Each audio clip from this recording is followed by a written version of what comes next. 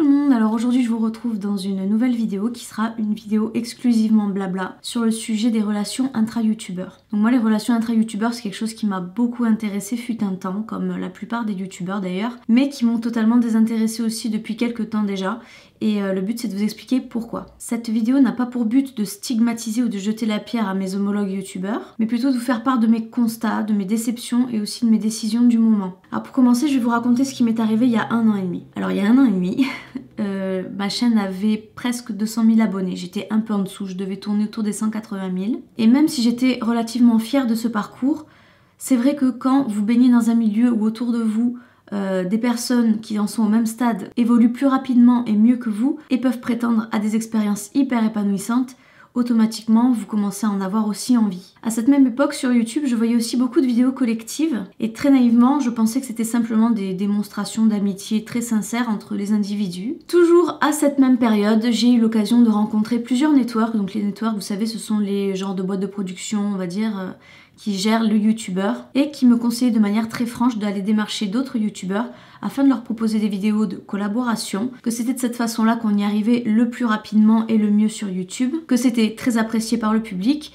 et que l'idéal c'était d'en faire au moins une fois par mois. Donc dans le fond ça permettait de faire un genre de swap d'abonnés, vous avez compris je pense. Alors c'est vrai que sur l'instant quand on m'a dit ça, j'ai trouvé l'idée assez antinaturelle parce que du coup ça me cassait un peu mon fantasme du youtubeur qui fait ses vidéos en collaboration uniquement par amitié. Donc j'étais pas forcément à l'aise avec la démarche, j'ai même demandé à plusieurs reprises si c'était vraiment une étape nécessaire et indispensable au mode de fonctionnement en fait de ma chaîne. Et ces différentes personnes que j'ai rencontrées m'ont vraiment affirmé que oui, ça faisait vraiment partie des starters en fait pour faire progresser sa chaîne. Et c'est vrai qu'à un moment donné, j'ai fini par y croire parce que effectivement, tous les duos, trios, voire même quatuors que je regardais sur YouTube étaient vraiment des figures à succès. Et je me disais, bah oui, la logique, c'est qu'ils ont créé une alliance et c'est cette alliance qui a fait leur force. Et en fait, c'est ce contact avec les networks qui m'ont fait réaliser une chose, c'est qu'on pouvait tomber à tout moment dans un genre d'engrenage stratégique exclusivement dédié à la course au succès. La plupart des networks sont des complices qui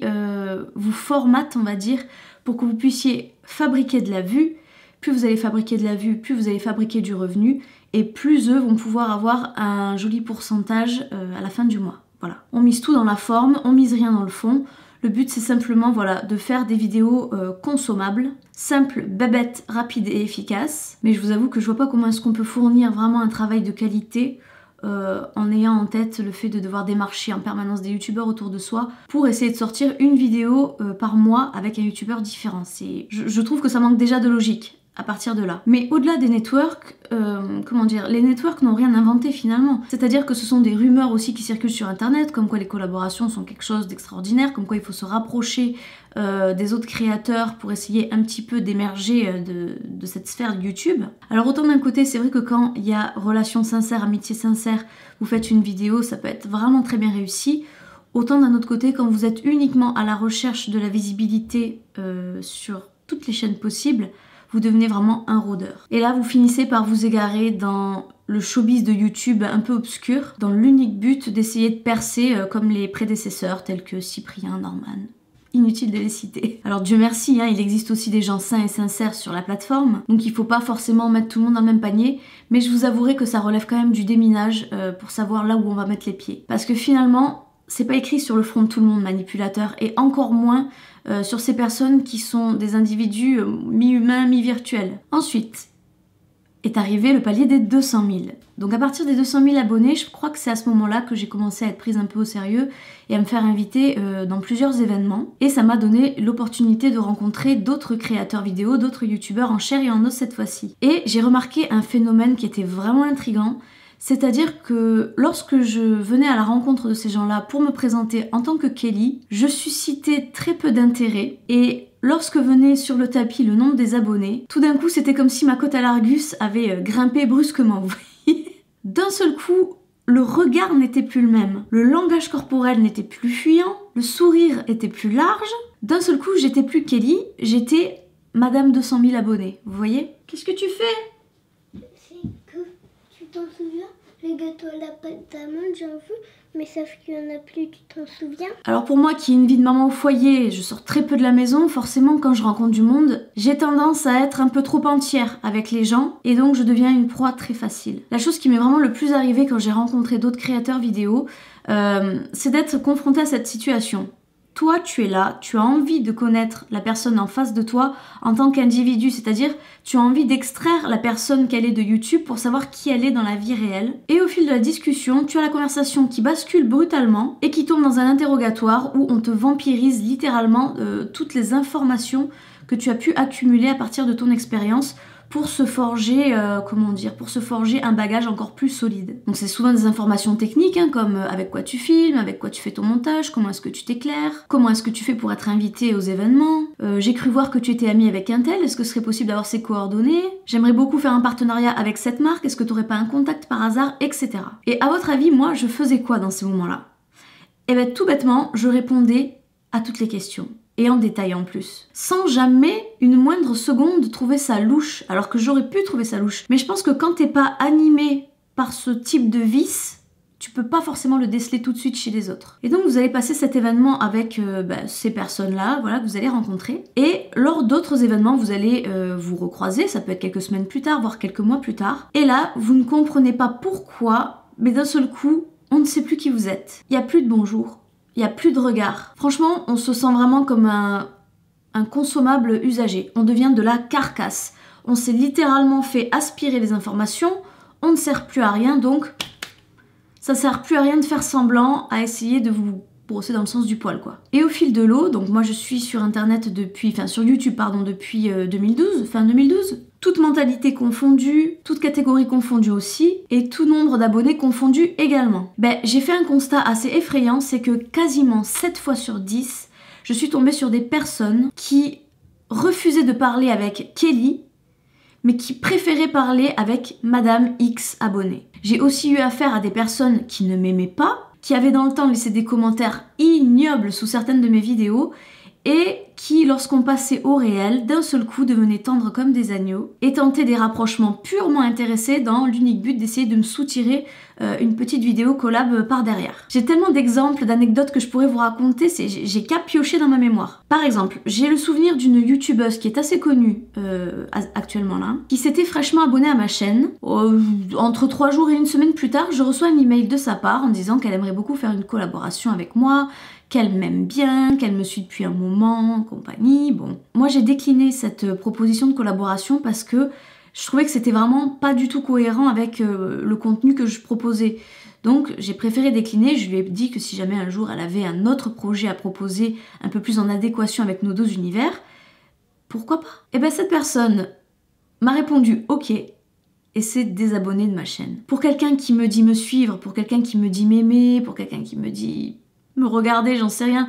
C'est une attitude qui déjà m'a surpris énormément. J'ai aussi une autre anecdote à vous raconter qui touchait toujours une youtubeuse connue. Alors celle-ci encore plus connue que celle dont je viens de faire mention. À l'époque, elle avait parlé de moi à son network, je crois, en disant qu'elle aimerait beaucoup tenter une collaboration avec moi. C'est une chaîne qui avait déjà plus de 400 000 abonnés à l'époque, mais par rapport au nombre d'années qu'elle était sur YouTube, elle aurait pu avoir un peu plus. Donc le but c'était un petit peu de se booster. Donc elle avait pensé à moi. On a eu l'occasion de se rencontrer lors d'un événement, c'était vraiment le hasard. Et je l'ai entendu dire à une amie à elle qu'effectivement j'étais la personne avec qui elle voulait faire une collaboration. Elle ne m'en a jamais parlé en face, elle ne m'en a jamais parlé directement, mais on était dans une phase de séduction, c'est-à-dire qu'elle me consacrait beaucoup de temps, me regardait vraiment droit dans les yeux, vraiment s'intéressait à tout ce que je disais, en me disant amen quasi tout. Elle prenait très régulièrement aussi de mes nouvelles par texto, j'avais vraiment l'impression d'avoir tissé ou de commencer à tisser une amitié. Et quelques mois plus tard, cette personne a rencontré des gens plus intéressants statistiquement parlant, on va dire, sur YouTube. Elle a réussi à collaborer avec eux. Ces collaborations ont réussi vraiment à la faire émerger, c'est ce qu'elle voulait en fait, vraiment d'un seul coup avoir un boom sur sa chaîne. Ça s'est produit et à partir de cet instant-là, je n'ai plus reçu de texto, je n'ai plus reçu de réponse non plus à mes textos et la proposition qu'elle était censée me faire, je ne l'ai jamais entendue. Là encore une fois, j'ai eu l'impression d'avoir affaire à un vampire qui n'avait plus soif. Voilà. Je me suis retrouvée comme une carcasse. Alors bien sûr, je le dis, je le répète, il faut vraiment que vous l'intégrez dans votre tête. Tout le monde n'est pas comme ça sur la plateforme, bien heureusement. mais c'est quand même un phénomène qui est relativement palpable et fréquent. Et je vous avouerai qu'au bout d'un moment, quand tu as vraiment eu l'impression de trop essayer, de donner la chance aux gens, au bout d'un moment tu te demandes si tu as vraiment envie de continuer à le faire et surtout pourquoi est-ce que tu le fais si ça a vraiment un intérêt derrière, mais un vrai intérêt. Donc pour ma part, après mûre réflexion, j'ai décidé de m'extirper du YouTube Game, de ce YouTube Game, et de revenir à des bases qui m'ont conduite sur YouTube initialement, c'est-à-dire que je ne me suis jamais inscrite sur YouTube et je n'ai jamais publié mes premières vidéos de base dans l'espoir de côtoyer d'autres créateurs. Au contraire, moi ce que je voulais c'était le contact avec le public, le contact avec les abonnés. C'est votre avis qui m'intéresse finalement, c'est pas le leur. Alors après soyons clairs, je suis pas non plus en train de m'isoler de manière totalitaire. Si jamais il y a des événements qui m'intéressent, que je trouve épanouissants, bon ben, je m'y pointerai c'est sûr. Je profiterai des instants présents en parlant avec qui le voudra, mais alors avec tout le cœur que je pourrais y mettre. Mais je ne veux plus rentrer dans ce cercle de t'as combien d'abonnés, toi t'en es où et compagnie. J'ai pas non plus besoin d'assister à tous les regroupements youtubeurs qui puissent exister, notamment le YouTube Space qui organise assez régulièrement des rencontres, quoi, des apéros tubes, voilà, avec les youtubeurs. Parce que finalement ça sert à quoi? Ça sert à se faire connaître d'eux. Qu'est-ce que ça va m'apporter de me faire connaître d'eux? On va perdre du temps, on sait très bien qu'on y va parce qu'on est un peu intéressé dans le fond. Je jette pas la pierre à ceux qui le font, mais moi, c'est pas mon délire. On a été coupé, je suis vraiment désolée, j'avais plus de batterie et là, je suis limite, hein. Bon bref. J'étais donc en train de vous parler de ça. Je disais aussi que je n'avais pas besoin de me faire un tableau de chasse, vous savez, en snappant ou en instagrammant les autres youtubeurs que je rencontrerai pour m'approprier leur amitié en apparence auprès de vous. Ça, non. Je veux juste vivre finalement mon expérience sur YouTube en catimini quoi, entre vous et moi, et quitte à me faire détester de la communauté de vidéastes. C'est pas grave. C'est pas eux aujourd'hui qui m'ont donné la crédibilité que j'ai, c'est vous. C'est pas non plus eux qui me permettent de vivre de mes vidéos, ça c'est vous qui me le permettez. Et vous me le permettez parce que vous me faites confiance et parce que vous aimez ce que je produis. Donc entre nous, il y a un réel échange. Vous venez spontanément vers moi parce que je suis Kelly et que c'est Kelly que vous aimez. Et non pas parce que je suis un contact potentiel à se mettre en poche. Voilà. Je vous l'ai dit tout à l'heure, la plupart des youtubeurs se traitent et s'estiment en fonction de ces statistiques sur YouTube, tandis que vous ne vous abonnez pas pour notre chiffre, vous vous abonnez pour ce qu'on vous apporte. Voilà. Et là, il y a toute une différence, il y a tout un aspect en fait qui est hyper différent et qui moi me touche bien plus que tout ce que je pourrais jamais obtenir en côtoyant un petit peu le gratin. Voilà. C'est en partie aussi pour ça que j'ai accepté, je pense, de collaborer avec l'école médiatique. C'est parce que c'est un milieu neutre où les choses sont on ne peut plus claires dès le départ. Quand tu vas dans une école, enfin dans un campus, tu y vas explicitement pour avoir des infos techniques. Tu viens les chercher. Et moi, pourquoi est-ce que je viens à l'école? Je viens clairement pour te les apporter. À partir de ce moment-là, t'as plus aucune ambiguïté. Pas besoin d'essayer de jouer à la séduction avec l'autre pour essayer de lui soutirer des informations, ni quoi que ce soit. Nos bases relationnelles, elles sont assez stables et assez neutres. Et ça fonctionne. Ça fonctionne comme ça. À la sortie des cours, personne ne se doit rien, personne n'a non plus de compte à se rendre, personne ne perd son énergie à essayer de simuler une amitié ou de jouer un petit peu sur les sentiments, sur les faiblesses, en échange de quelques conseils qui seraient profitables. On est juste au bon endroit pour faire les choses. Ça reste ma vision. Je vais quand même conclure ma vidéo qui est un peu longue, je m'en excuse, sur quelque chose d'assez positif. C'est que faites quand même super attention, mes propos ne sont pas tout noirs ou tout blanc. C'est pas parce que j'ai eu un genre de prise de conscience depuis quelques semaines, voire même quelques mois déjà, que du jour au lendemain je vais devenir sauvage, que je ne me mélangerai plus à personne, que je vais vous repousser dès que vous aurez envie de m'adresser la parole, que je vais refuser absolument toutes les collabs que vous allez me proposer, que je vous accuserai de profiteur ou de je ne sais quoi encore. Mais le message c'est que je ne veux plus polluer mes pensées avec des détails qui sont non significatifs à mes yeux. Je n'aime pas les stratégies et je n'en veux pas tout simplement dans mon entourage. Je veux simplement passer des instants sympas, découvrir d'autres personnes pour les personnes qu'elles sont réellement, en chair et en os, sans forcément être obligée tôt ou tard de prouver mon amitié à travers une vidéo sponsor, vous voyez? Donc j'espère que le message il a été bien compris, que je me suis bien exprimée surtout, parce que parfois on croit qu'on dit quelque chose alors qu'en fait, à la compréhension on comprend autre chose, bref. C'est une vidéo que j'avais envie de vous partager pour me libérer d'une part, pour faire passer de manière directe aussi un message à qui voudra me regarder, et pour montrer aussi que si jamais vous êtes créateur vidéo et que vous-même vous avez ressenti ce genre de sentiment et que vous voulez vous aussi un peu vous extirper du monde de YouTube, vous n'êtes pas toute seule ou tout seul. Voilà, on va s'arrêter là. Comme d'habitude, je vais vous proposer de venir me rejoindre sur mes réseaux sociaux Facebook, Instagram et Snapchat. Et on se fait tout plein de gros bisous et on se dit à bientôt dans une prochaine vidéo.